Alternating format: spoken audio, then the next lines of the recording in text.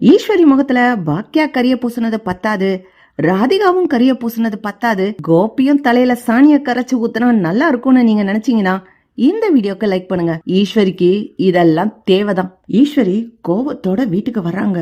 வர்ற வழியிலேயே கோபிய பாக்குறாங்க. கோபி கேக்குறாரு, நடந்து என்னம்மா இந்த பக்கம் வந்துட்டு இருக்கீங்க? ஒண்ணும் இல்லடா போடா அப்படின்னு திட்டிட்டு போறாங்க. என்னாச்சு, என்ன பிரச்சனை அப்படின்னு ஈஸ்வரி கிட்ட கோபி கேக்குறாரு. என்னடா என்ன நினைச்சுக்கிட்டு இருக்காளுங்க இவளுக? இவங்க நினைச்சாதான் உனக்கு கல்யாணம் பண்ண முடியும்னு நினைச்சிட்டு இருக்காங்களா? என்னை பத்தி என்ன நினைச்சிட்டு இருக்காங்க? இவளுக 2 பேர் இல்லாட்டி வேற ஒரு பொண்ணு பாப்பேன்.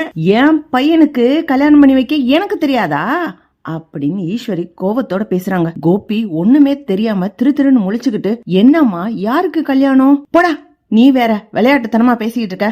உனக்கு தான் நான் பொண்ணு பாத்துக்கிட்டு இருக்கேன். என்னம்மா சொல்றீங்க? எனக்கு கல்யாணமா அப்படின்னு கோபி அதிர்ச்சியோட கேக்குறாரு. எதுக்கு, என்ன விஷயம் அப்படின்னு கோபி கேட்ட உடனே, இந்த பாக்கியா கிட்ட கேட்டேன்டா, ஒன்றையும் தான் கேட்டனே. பாக்கியா ரொம்ப திமிரு புடிச்சு முடியாது, உன் கூட எல்லாம் சேர்ந்து வாழ முடியாதுன்னு சொல்லிட்டா. சரி, இவதான் இப்படி சொல்றாளே அப்படின்னு நினைச்சு அந்த ராதிகா கிட்ட போன் பண்ணி ஒரு இடத்துக்கு வான்னு சொல்லி வர வச்சு பேசுனா, என் மூஞ்சில் அடிச்சா மாதிரி பதில் சொல்லிட்டு போயிட்டா. பாக்கியாவே வேண்டான்னு சொல்லிடுச்சு. அதுக்கப்புறம் மறுபடியும் நான் கோபிய கல்யாணம் பண்ணிக்கிட்டா நான் ரொம்ப கேவலமாயிடுவேன், வேணாம் அப்படின்னு சொல்றா. அவ்வளவு திமிராயிடுச்சு இவளுகளுக்கெல்லாம் அப்படின்னு ஈஸ்வரி சொல்றாங்க. என்னம்மா என்ன சொல்றீங்க? ராதிகா இங்க வந்திருக்காளா? நீங்க போய் அவளை பாத்தீங்களா? எதுக்குன்னா ஏடா சொல்றது? உனக்குன்னு ஒரு ஆள் வேண்டாமா துணைக்கு? அதுக்குதான் உன் கூட சேர்ந்து வாழ்றதுக்கு மறுபடியும் கல்யாணம் பண்ணி வச்சிடலான்னு நினைச்சேன். நான் இருக்க வரைக்கும் தாண்டா உனக்கு துணை, அப்புறம் நீ மட்டும் தனியா நிப்ப. ஐயோ அம்மா, ஏமா இந்த விபரீத முடிவெல்லாம்? ஏற்கனவே பாக்கியாவை விட்டுட்டு ராதிகாவை போய் கல்யாணம் பண்ணேன். அப்பவும் நீங்க கோவப்பட்டீங்க, திட்டுனீங்க. ராதிகா ஏன் என்ன டிவோர்ஸ் பண்ணினானே எனக்கு இன்ன வரைக்கும் காரணம் புரியல. இப்போ மறுபடியும் ராதிகா கூட சேர்ந்து வாழணுமா? ஏமா நீங்க என்கிட்ட ஒரு வார்த்தை கேட்க மாட்டீங்களா? மா வேண்டாமா, நீங்க இனிமே எந்த முடிவு எடுக்கிறதுனாலும் என்ன கேட்டுட்டு முடிவெடுங்க. பாக்கியாவை டிவோர்ஸ் பண்ணிட்டு இந்த கல்யாண பந்தத்துல இருந்து வெளியில வந்ததே மிகப்பெரிய தப்புன்னு நினைச்சு நான் இன்னமும் குற்ற உணர்ச்சியில இருக்கேன். பாக்கியா ரொம்ப நல்ல பொண்ணு. பாக்கியா வெளி உலகம் தெரியாம வெள்ளந்தியா சமயக்கட்டு உண்டு நான் உண்டுன்னு இருந்தவ. அவளை நான் தான் குறை சொல்லி சொல்லி இன்னைக்கு அவ இவ்வளவு பிரம்மாண்டமா புத்திசாலித்தனமா திறமையா ஒரு ரெஸ்டாரண்ட் நடத்துற அளவுக்கு வளர்ந்து நிக்கிறா. அவகிட்ட திறமை இருந்திருக்கு, அதை என்னால கண்டுபிடிக்க முடியல. இன்னைக்கு அவ தன்னைத்தானா கண்டுபிடிச்சு நிலநாட்டி பெண் சுதந்திரம் பெண் உரிமைன்னு முன்னேறிக்கிட்டு இருக்கா. திரும்பவும் பாக்கியாவ இந்த ஒரு கஷ்டமான சூழலுக்குள்ள தள்ளாதீங்க. ராதிகாவும் அப்படிதான். ராதிகா ஏற்கனவே டிவோர்ஸ் ஆன பொண்ணு. சரி, நான் தான் நல்வாழ்க்கை கொடுப்பேன் அப்படின்னு நினைச்சு நம்பி என்ன கல்யாணம் பண்ணா. ஆனா நானும் அவளுக்கு நிம்மதியவோ சந்தோஷத்தையோ கொடுக்கல. பாக்கியாவ பழிவாங்கணும்னு சொல்லி ராதிகாவ பாக்கியா வீட்டுக்கு முன்னாடி கூட்டிட்டு வந்து வச்சு பாக்கியாவையும் கஷ்டப்படுத்தினேன், ராதிகாவையும் கஷ்டப்படுத்திட்டேன். நான் அவ்வளவு ஒண்ணும் நல்லவன் இல்லம்மா. இன்னைக்கு வேணா உங்களுக்கு என்ன பாக்கல நல்லவன் மாதிரி தெரிஞ்சிருக்கலாம், ஆனா நான் நிறைய தப்பு பண்ணிருக்கேன். அதனால்தானோ என்னமோ ராதிகா என் கூட வாழ்றது இஷ்டம் இல்லாம என்ன டிவோர்ஸ் பண்ணிட்டு போயிட்டா. என்கிட்ட என்ன குறை இருக்குன்னு எனக்கே தெரியலமா. ராதிகா ஏன் டிவோர்ஸ் பண்ணானே தெரியல. அதுக்கப்புறம் இப்ப மறுபடியும் என் கூட சேர்ந்து வாழுன்னு சொல்லி கேட்க எனக்கு என்ன அருகதை இருக்கு?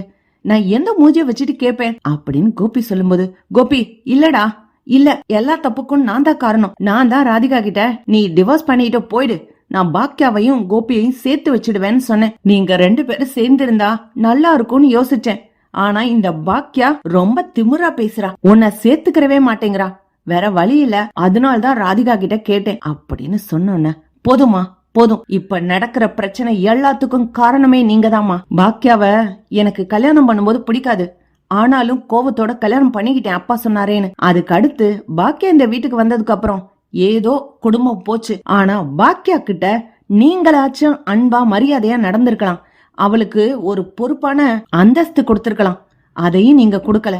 நானும் திட்டி நீங்களும் திட்டி அதனாலதான் அவ வெறுத்து போயிட்டா. டிவோர்ஸ் பண்ணனா தப்பு இல்லன்னு புரிஞ்சுக்கிற அளவுக்கு தெளிவாயிட்டா. பத்தாததுக்கு ராதிகாவையும் டிவோர்ஸ் பண்ண சொல்லி சொல்லியிருக்கேன்னு சொல்றீங்க. நீங்க பேசாம இருந்திருந்தா இத்தனை பிரச்சனை வந்திருக்காதுமா. இப்ப இன்னொரு பிரச்சனையும் இருக்கு, நான் தான் அதை சமாளிக்கணும். இனியாவோட வாழ்க்கை நல்லா இருக்கணும்னா நான் என்னோட வாழ்க்கைய பத்தி யோசிக்க கூடாது. நீங்களும் நானும் சேர்ந்து எடுத்த முடிவுதான் இனியாவோட வாழ்க்கை. இனியாவோட வாழ்க்கை ஏதோ கடல்ல மிதக்கிற கப்பல் மாதிரி இந்த பக்கமா அந்த பக்கமா ஆடிக்கிட்டு இருக்கு. அவளை கரையேத்தணும், அதுதாமா என்னோட முக்கியமான குறிக்கோள்.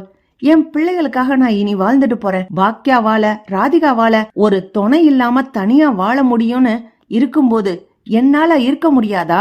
என்னாலையும் இருக்க முடியுமா? நானும் தனியா வாழ்ந்து காட்டுவேன். நீங்க பேசாம இருங்கம்மா. இனி யாருக்கிட்டையும் போய் என்ன கல்யாணம் பண்ணிக்க சொல்லி கேட்காதீங்க. எனக்கே ரொம்ப அசிங்கமா இருக்கு. 3 பிள்ளைங்களை கல்யாணம் பண்ணி கொடுத்துட்டோம். இனிமே போய் எனக்குன்னு கல்யாணம். சி, இதெல்லாம் நினைச்சு பார்க்கவே முடியல. நீங்க அமைதியா இருந்துருங்கம்மா. எதுவுமே பேச வேண்டாம். நீங்க அமைதியா இருந்துட்டா பிரச்சனையே இல்லாம எல்லாமே சரியாயிடும். நீங்க ஒருத்தர் மட்டும்தாமா எல்லா பிரச்சனைக்கும் காரணம் அப்படின்னு கோபியும் சொல்லிடுறாரு. என்ன இது?